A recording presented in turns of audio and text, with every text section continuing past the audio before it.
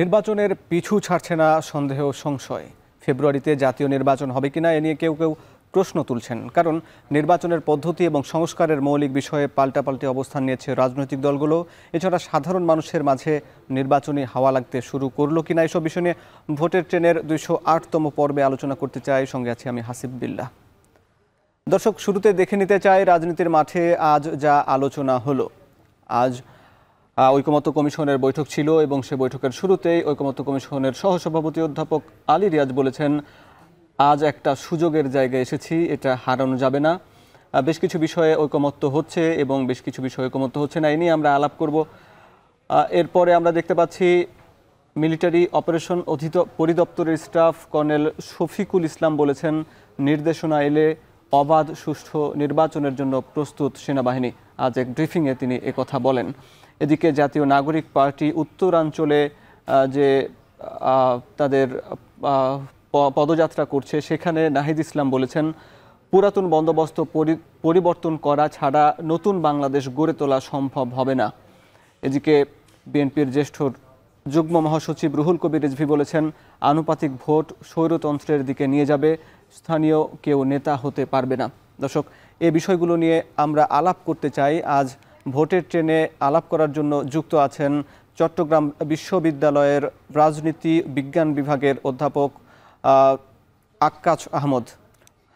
Sir, আপনাকে স্বাগত জানাচ্ছি এখন টিভির নিয়মিত আয়োজন ভোটের ট্রেনে। আপনার কাছে আমরা শুরুতেই যে বিষয় নিয়ে আলাপ করতে চাই, আমরা দেখে এসেছি যে গণ অভ্যুত্থানের পরই কিছুদিন পর থেকে নির্বাচনের একটি জন্য দাবি দেওয়া তুলে ধরা হয় বিভিন্ন রাজনৈতিক দলগুলোর পক্ষ থেকে। আবার সংস্কারও একটি ইস্যু। এর মাঝখানে দেখা গেছে যে নির্বাচন কখন হবে এটি নিয়ে একটি সন্দেহ ছিল, যদিও এই জুনের 12 তারিখ প্রধান উপদেষ্টা এবং তারেক রহমানের বৈঠকে সেই অনিশ্চয়তা কিছুটা কেটে গেছিল রাজনীতির মাঠ থেকে। কিন্তু আবার আমরা দেখেছি যে প্রধান উপদেষ্টার সঙ্গে নির্বাচন কমিশন প্রধানের যে বৈঠক হয়েছে সম্প্রতি, এবং তার কিছুদিন পরে কয়েকদিন পরে গত মঙ্গলবার প্রধান নির্বাচন কমিশনার সাংবাদিকদের বলেছেন যে নির্বাচনের তারিখ নিয়ে তাদের মধ্যে কোনো আলাপ আলোচনা হয়নি, এজন্য তারা ফেব্রুয়ারি থেকে এপ্রিলের মধ্যেই নির্বাচনের প্রস্তুতি নিচ্ছে। আমার প্রশ্ন হচ্ছে যে এই নানামুখী অবস্থান, এটার কারণে কি ফেব্রুয়ারিতে নির্বাচন হওয়া নিয়ে কি কোনো সন্দেহ সংশয় তৈরি হচ্ছে কিনা?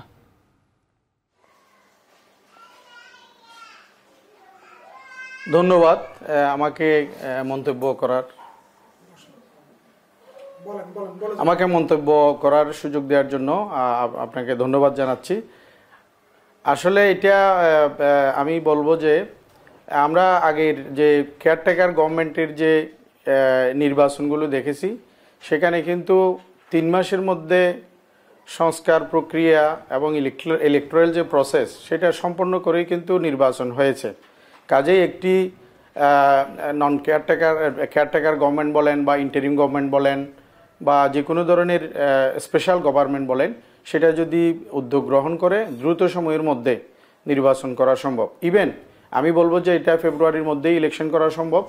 কিন্তু তারপরেও যেহেতু বিভিন্ন রকম প্রশ্ন আসছে,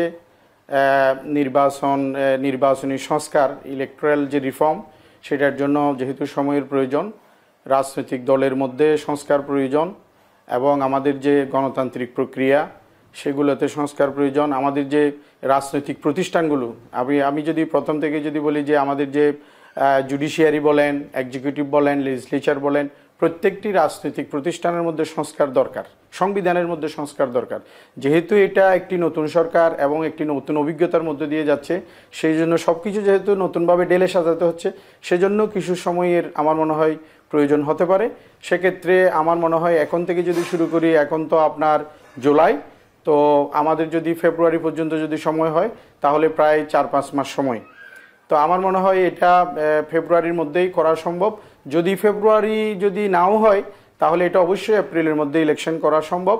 তবে সেক্ষেত্রে আমার মনে হয় দেশের যে রাজনৈতিক অঙ্গনের যে মেইন যারা স্টেক হোল্ডার, এই যে আপনি যে বিভিন্ন পলিটিক্যাল পার্টির কথা বলেছেন, জনাব তারেক রহমান সাহেবের কথা বলেছেন, তো যে রাজনৈতিক দলগুলো আছে, যারা দেশের সিভিল সোসাইটি বলেন বা যারা আরও বিভিন্ন স্টেক হোল্ডার ইনস্টিটিউশনগুলো আছে, সেগুলোর সাথে কথা বলে সমন্বয় করে ন্যাশনাল কনসেনসাসের ভিত্তিতে, জাতীয় ঐক্যমতের ভিত্তিতে যদি 2 মাস সময় বেশি প্রয়োজন হয়, অবশ্যই সেটা করা প্রয়োজন। এবং যাতে কোনো ধরনের আমাদের যে গণতান্ত্রিক যে প্রক্রিয়া সেটা যাতে কোনোভাবে বাধাগ্রস্ত না হয়, যাতে আমরা আমাদের যে উন্নয়নের যে যাত্রা, আমাদের যে গণতন্ত্রায়নের যাত্রা, আমাদের যে মানবাধিকার, আমাদের যে আইনের শাসন, আমাদের যে উন্নয়নের যে অব্যাহত ধারা সেটা যাতে চলমান থাকে এবং দেশে যাতে রাজনৈতিক স্থিতিশীলতা বহাল থাকে। রাজনৈতিকভাবে স্থিতিশীল না হলে তো আমরা অর্থনৈতিকভাবে কিংবা আমরা অর্থনৈতিক প্রবৃদ্ধি, আমাদের যে আমদানি রপ্তানি,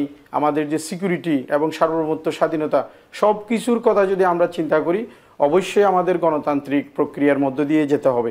কারণ গণতান্ত্রিক প্রক্রিয়ার মধ্য দিয়ে না গেলে আমাদের যে মুক্তিযুদ্ধ, আমাদের যে চেতনা, সেটার সাথে কিন্তু এটা আমাদের দেশের স্বার্থে, আমাদের যে সার্বভৌমত্ব এবং স্বাধীনতা, গণতন্ত্রের যে বিষয়, সেটার সাথে আসলে আমাদের এক ধরনের এটা মানে আমি বলবো যে এটা দ্বিমত হয়ে যায়। সেই জন্য আমাদের সবগুলো প্রক্রিয়া সম্পন্ন করে, সংস্কার প্রক্রিয়া সম্পন্ন করে আমাদের আসলে নির্বাচনী রুট প্রক্রিয়া শেষ করে সংস্কার করার ব্যাপারে রাজনৈতিক দলগুলোর মধ্যে আবার বিভক্তি রয়েছে যে এই সবগুলা বা দীর্ঘমেয়াদী সংস্কার করতে আবার অনেক সময় প্রয়োজন, এত সময় দিতে আবার রাজনৈতিক দলগুলো রাজি নয়, আপনি নিশ্চয় জানেন। এবং সংস্কার বিষয়ে মৌলিক ইস্যুতেও বেশ কিছু বিষয়ে দূরত্ব তৈরি হচ্ছে। এই বিষয়গুলো নিয়ে আপনার সঙ্গে আলাপ করব, আপনি যুক্ত থাকুন। দর্শক, ভোটে টেনে নিচ্ছে একটা বিরতি, ফিরছে একটু পরে।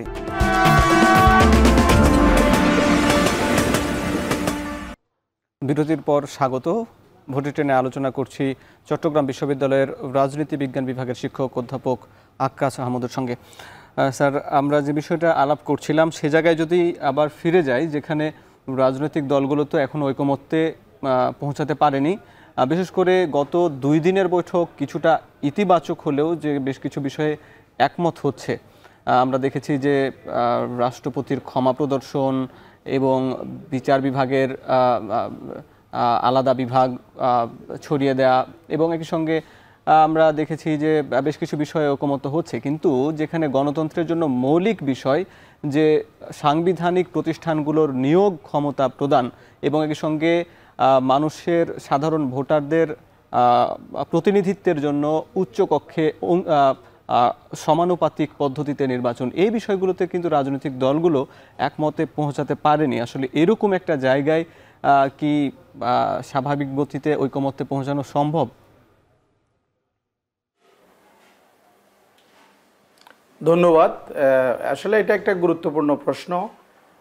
আসলে বিশ্বব্যাপী আমরা যদি চিন্তা করি তাহলে আমরা কিন্তু একটা জিনিস দেখি, আসলে প্রপোর্শনাল রিপ্রেজেন্টেটিভ যেটা বা পিআর যেটা বলি, এটা বিশ্বের বিভিন্ন রাষ্ট্রে কিন্তু আছে।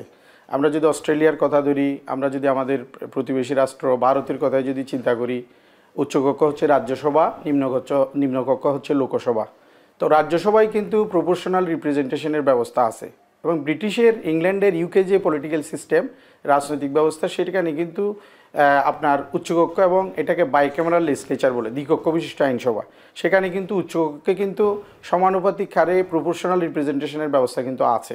এবং পৃথিবীর অনেক দেশে, ইউরোপিয়ান অনেকগুলো কান্ট্রিতে সেটা আছে, ইভেন আফ্রিকান কিছু কান্ট্রিতেও প্রপোর্শনাল রিপ্রেজেন্টেশন আছে। এখন কনসেনসাসের জায়গা যেটা অনৈক্য, সেটা হচ্ছে কি, সেটা কি লোয়ার হাউসে হবে, নিম্নকক্ষে হবে নাকি উচ্চকক্ষ হবে, সেটা নিয়ে একটু দ্বিমত আছে। আমার মনে হয় সেটা আপনি যে কনস্টিটিউশনাল যে পোস্টগুলোর কথা বলেছেন, সাংবিধানিক যে পদগুলো আছে সেগুলোর অ্যাপয়েন্টমেন্টের কথা বলেছেন, সেগুলো কিন্তু আমরা দীর্ঘদিন ধরে দেখেছি সাংবিধানিক পদগুলোর যে রাজনৈতিক প্রভাব এবং রাজনৈতিক আয়ন, পলিটিসাইজেশনের যে ব্যাপারটা, সেটা কিন্তু আপনি কনস্টিটিউশনাল পোস্টগুলো যদি আপনি সুপ্রিম জুডিশিয়াল কাউন্সিল বলেন, যদি জুডিশিয়ারির অ্যাপয়েন্টমেন্টের কথা বলেন, চিফ জাস্টিস বলেন বা অন্যান্য জাজেস বলেন, অ্যাপিলেট ডিভিশন কিংবা আপনার এই যে আপনার হাইকোর্ট ডিভিশন, তাদের যে অ্যাপয়েন্টমেন্ট প্রসেস, নিয়োগ প্রক্রিয়া, সেটা কিন্তু সুপ্রিম জুডিশিয়াল কাউন্সিলের মাধ্যমে করতে হবে।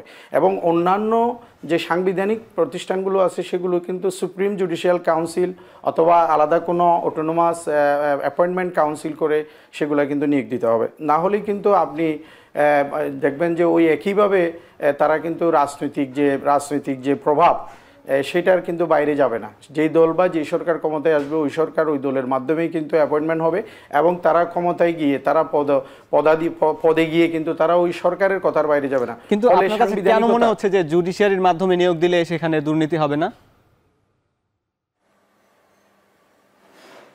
জুডিশিয়াল কাউন্সিলের মাধ্যমে জুডিশিয়ারি তো জুডিশিয়াল সুপ্রিম জুডিশিয়াল আপনি জুডিশিয়ারির অ্যাপয়েন্টমেন্টের কথাই আমি বলেছি যে সেটা হচ্ছে যে সেই জুডিশিয়াল কাউন্সিল কিন্তু নন পলিটিক্যাল হতে হবে, সেটা কমিশন করতে হবে। কমিশনের মাধ্যমে যদি সুপ্রিম জুডিশিয়াল কাউন্সিল করে যদি জুডিশিয়ারিতে অ্যাপয়েন্টমেন্ট হয়, দ্যাটস ফাইন। আপনি পুলিশ ডিপার্টমেন্ট বলেন, পুলিশ ডিপার্টমেন্টও কিন্তু পুলিশ সংস্কার কমিশন করতে হবে, পুলিশ কমিশন করতে হবে। অথবা আপনি ব্যুরোক্রেসি বলেন, এবং প্রত্যেকটা ডিপার্টমেন্টের জন্য আলাদা কমিশন করা দরকার, যাতে তারা স্বাধীনভাবে, যেমন পুলিশ ডিপার্টমেন্ট নির্বাচন ব্যবস্থা, নির্বাচন কমিশনের জন্য বা নির্বাচন কমিশনের প্রধান এবং নির্বাচন কমিশনের সদস্যদের কে নিয়োগ দিবে সেটা কিভাবে নির্ধারণ হবে? সেটা একটা ভালো বলেছেন, সেটা হচ্ছে নির্বাচন কমিশনের যে সদস্য, সেটা কিন্তু আপনি সেটাও কিন্তু একটি আলাদা সার্চ কমিটি করে, এটা সার্চ কমিটি করে, সেখানে কনসেনসাসের ভিত্তিতে বিভিন্ন দলমত নির্বিশেষে সবার ঐক্যমতের ভিত্তিতে মানে আপনি কি বলতে চাচ্ছেন যেটা বিদ্যমান যে পদ্ধতি সেটির মাধ্যমেই সেটি হতে পারে, যেটি নাকি বিদ্যমান পদ্ধতিতে যেমন রাষ্ট্রপতি প্রধানমন্ত্রীর পরামর্শেই নিয়োগ দিতে পারেন, নাকি আলাদাভাবে সার্চ কমিটি গঠন করে সেই সার্চ কমিটি কিভাবে গঠন হবে এটি নিয়ে কিন্তু বিতর্কটা হচ্ছে। হ্যাঁ, এইখানে যদি আমি বলি, এখন আমরা অনেকেই বলি যে অনেকেই আমরা পলিটিক্যালি ডিভাইডেড, আমরা যারা বিএনপি করে তারা বিএনপির সাথে, যারা আওয়ামী লীগ করে আওয়ামী লীগের সাথে, বা যে দল করে বা যে মতাদর্শে বিশ্বাস করে সেখানে কিন্তু বিভক্ত।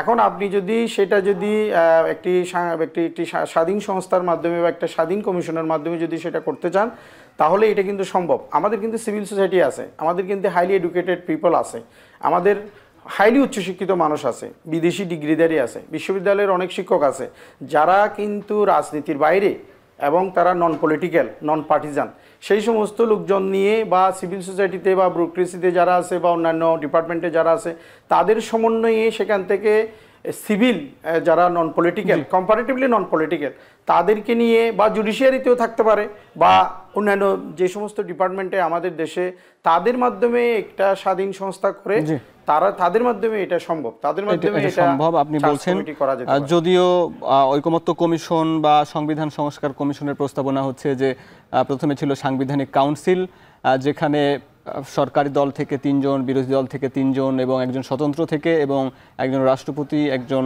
প্রধান বিচারপতি মিলিয়ে যে 9 জনের একটি সদস্য মিলিয়ে যে একটি সাংবিধানিক কাউন্সিল গঠন, এনসিসিটিকে বলা হচ্ছিল, সেই জায়গায় যখন বিএনপি আপত্তি তুলেছে, সেই জায়গা থেকে সরে এসে সাংবিধানিক বিধিবদ্ধ প্রতিষ্ঠান নামের আরেকটি নতুন কমিটির প্রস্তাব দেওয়া হচ্ছে, সেখানেও বিএনপি আপত্তি জানিয়েছে। যাই হোক, এই বিষয়গুলো নিয়ে আপনার সঙ্গে আরও আলাপ করবো, আপনি যুক্ত থাকুন আমাদের সঙ্গে। দর্শক, ভোটের ট্রেনের নিচ্ছে আরও একটা বিরতি, ফিরছে একটু পরেই।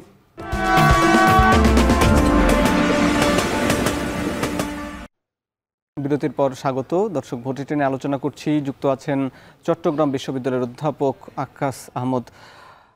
স্যার, আপনার সঙ্গে যে সংস্কার ইস্যু নিয়ে যে আলাপটা হচ্ছিল, সে জায়গায় যদি আরেকটা ইস্যুর কথা বলি, যে উচ্চকক্ষ এবং নিম্নকক্ষ, সেখানে মূলত নিম্নকক্ষে ঐকমত্য কমিশনে দেখা গেছে রাজনৈতিক দলগুলো সবাই একমত যে বিদ্যমান পদ্ধতিতেই, মানে সংসদীয় পদ্ধতিতেই সেটি হতে পারে, কিন্তু উচ্চকক্ষে সারা দেশের জনগণের ভোটের আলোকেই সমানুপাতিক পদ্ধতিতেই উচ্চকক্ষ গঠন, আসলে সেখানে বিএনপি কিছুটা আপত্তি জানাচ্ছে। সব কিছু নিয়ে আপনার কাছে কি মনে হয়, উচ্চকক্ষ এর সংখ্যানুপাতিক আমাদের দেশে প্রয়োজন?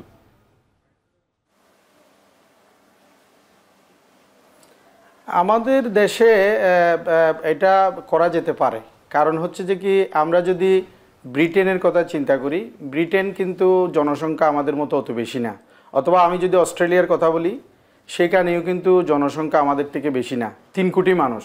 অথবা কানাডার কথা যদি বলি, উচ্চকক্ষ এবং নিম্নকক্ষ, ওখানে যদি ওই সমস্ত রাষ্ট্রে যদি দ্বিকক্ষ বিশিষ্ট আইনসভা হতে পারে, অবশ্যই আমাদের দেশেও দ্বিকক্ষ বিশিষ্ট উচ্চকক্ষ নিয়ে অসুবিধা নেই, কিন্তু সংখ্যানুপাতিক পদ্ধতিতে নির্বাচন নিয়ে বিতর্ক আছে। বিশেষ করে সম্প্রতি দেখেছি ইসলামী আন্দোলন সহ ইসলামিক জোট বা বেশিরভাগ রাজনৈতিক দল তারা আবার নিম্নকক্ষেও সংখ্যানুপাতিক চায়।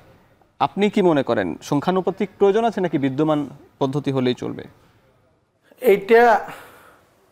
এইটা আমি যেটুকু মনে করি সেটা হচ্ছে কি, আপনার নিম্নকক্ষে যেটা আমি মনে করি যে সরাসরি জনগণের যে ডিরেক্ট যে ইলেকশন, সরাসরি নির্বাচনের যে নির্বাচনী যে প্রক্রিয়া, সেটার মধ্য দিয়ে আসলে সেখানে মানে আপনার যে যে সংসদীয় যে প্রক্রিয়া বা সংসদীয় যে রীতিনীতি, সেটার জন্য এটা অনেক স্ট্রং হয়। যেহেতু আমি ভারতের একটি বৃহত্তম গণতন্ত্র, পার্শ্ববর্তী ভারতের যে উদাহরণ দিলাম, সেখানে কিন্তু উচ্চকক্ষ রাজ্যসভায় কিন্তু প্রপোর্শনাল রিপ্রেজেন্টেশন সেটা কিন্তু কিছুটা আছে, যেটা ব্রিটেনেও আছে। কিন্তু ব্রিটেনের নিম্নকক্ষে কিন্তু হাউস অফ কমন্সে কিন্তু কোনো ধরনের সরাসরি প্রপোর্শনাল রিপ্রেজেন্টেশন নেই। অস্ট্রেলিয়ায় নেই, কিংবা আপনার ইউকেতে নেই। কাজেই সেই ক্ষেত্রে আমার মনে হয় না বাংলাদেশের নিম্নকক্ষ যদি হয়, দ্বিকক্ষ বিশিষ্ট আইনসভা যদি নতুন সংস্কার কমিশন যদি সেটা অনুমোদন করে, তাহলে শুধুমাত্র সেটা উচ্চকক্ষের জন্য।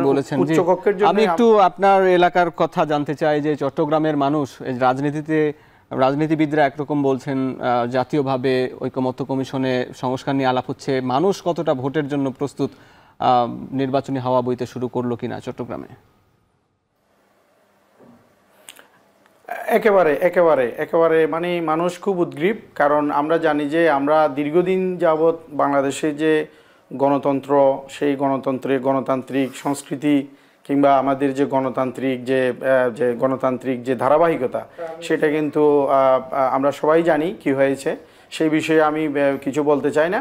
কিন্তু সত্যিকার অর্থে গত 15 বছর কিংবা গত 16 বছর বাংলাদেশের মানুষ কিন্তু বা নতুন জেনারেশন, নতুন প্রজন্ম, তারা কিন্তু গণতান্ত্রিক যে নির্বাচন কিংবা গণতান্ত্রিক পদ্ধতিতে এক্ষেত্রে দেখা যাচ্ছে বিএনপির বাইরে কি বেশ কিছু রাজনৈতিক দল জোট গঠনের একটা সম্ভাবনা দেখা দিচ্ছে। এটি কি আমাদের গণতন্ত্রের জন্য ইতিবাচক হবে কি বলে মনে হয় কিনা আপনার? এটা ডেফিনেটলি এটা গণতন্ত্রের জন্য মানে খুবই সহায়ক। আমি যদি আমাদের পার্শ্ববর্তী ভারতে যে বলি এনডিএ বলে, ন্যাশনাল ডেমোক্রেটিক অ্যালায়েন্স, সেখানে অনেকগুলো আঞ্চলিক দল এবং যে কেন্দ্রীয় জাতীয় পর্যায়ের দলগুলো তারা জোটবদ্ধ হয়ে ইলেকশন করে এবং বিশেষ একটি দলের বিরুদ্ধে বা বিশেষ কোনো রাজনৈতিক জোটের বিরুদ্ধে ইলেকশন করে। এটা একটা গণতান্ত্রিক সংস্কৃতির সাথে যায়। আমরা যখন 1954-এর যখন নির্বাচন, এই যে একে ফজলুল হকের নেতৃত্বে, তখন কিন্তু যুক্তফ্রন্ট, আমরা জানি যুক্তফ্রন্টের অধীনে কিন্তু নির্বাচন হয়েছিল এবং শাসক গোষ্ঠীকে পরাজিত করেছিল। কাজেই এটা হচ্ছে যে কি অবশ্যই সেটা পজিটিভ দিক, সেটা করতে পারে।